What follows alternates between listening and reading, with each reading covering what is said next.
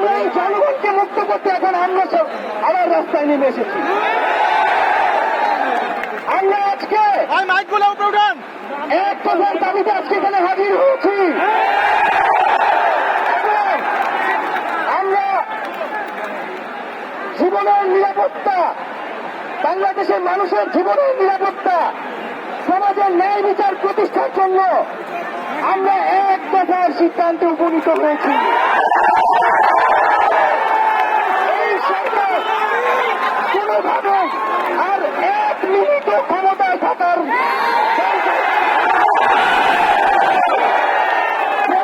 বলেছে গণভবনের দরজা খোলা আছে।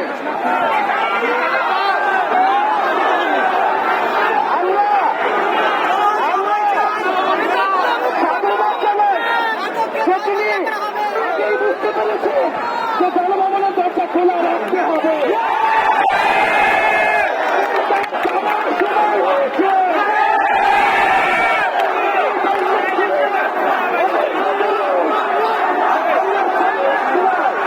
আমরা আপনাকে উৎখাত করার জন্য আসবো। বন্ধুগণ, আমরা খুব স্পষ্ট কথা, শুধু শেখ হাসিনাকে পদত্যাগ করলেই হবে না। এই যে খুন, লুটপাট, দুর্নীতি এই দেশে হয়েছে তার বিচার হতে হবে। আমরা পদত্যাগ দিয়ে তাকে কোনো এক্সিট রুট দিতে চাই না। তাকে পদত্যাগ করতে হবে, বিচারের আওতায় আনতে হবে।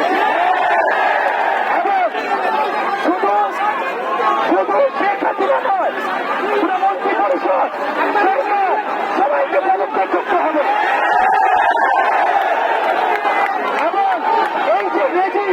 এই যে জাতীয়তাবাদী শাসন ব্যবস্থা, এটাকে বিলোপ করতে হবে।